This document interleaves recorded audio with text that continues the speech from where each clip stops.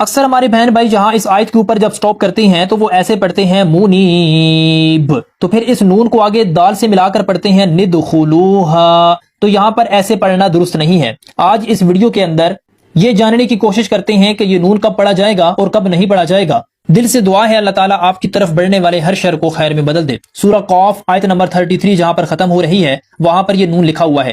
پہلے تو یہ یاد رکھیں کہ یہ جو نون ہے اس نون کا نام ہے نون قطنی۔ یہاں پر اس نون کے پڑھنے کے دو طریقے ہیں، ایک طریقے سے جب ہم پڑھیں گے تو یہ نون نہیں پڑھا جائے گا، دوسرے طریقے سے جب پڑھیں گے تو یہ نون پڑھا جائے گا۔ پہلے بات کرتے ہیں کہ یہ نون کب نہیں پڑھا جائے گا۔ جب ہم نے یہاں پر سٹاپ کر لیا، کیسے؟ وَجَاءَ بِقَلْبٍ مُنِيبٍ، ہم نے یہاں پر سٹاپ کر لیا تو اس صورت میں یہ نون نہیں پڑھا جائے گا۔ ہم آگے والی آیت کو پڑھنا شروع کریں گے۔ ہم پڑھیں گے ادخلوها بسلام، تو یہاں پر آپ یہ کہیں گے کہ یہ نون بھی نہیں پڑھنا اور یہ الف خالی ہے اور الف کے اوپر کوئی زبر زیر پیش نہیں ہے، تو ہمیں کیسے پتہ چلے گا کہ اس الف کے اوپر زبر پڑھنا ہے، زیر پڑھنا ہے یا پیش پڑھنا ہے؟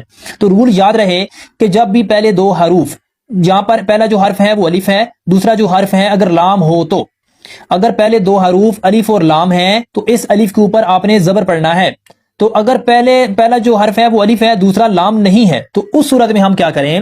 پھر ہم نے تیسرا حرف دیکھنا ہے۔ تو یہاں پر دیکھیں پہلا جو حرف ہے وہ الف ہے، دوسرا جو حرف ہے وہ لام نہیں ہے، کوئی اور ہے، تو پھر ہم تیسرا لیٹر دیکھیں گے۔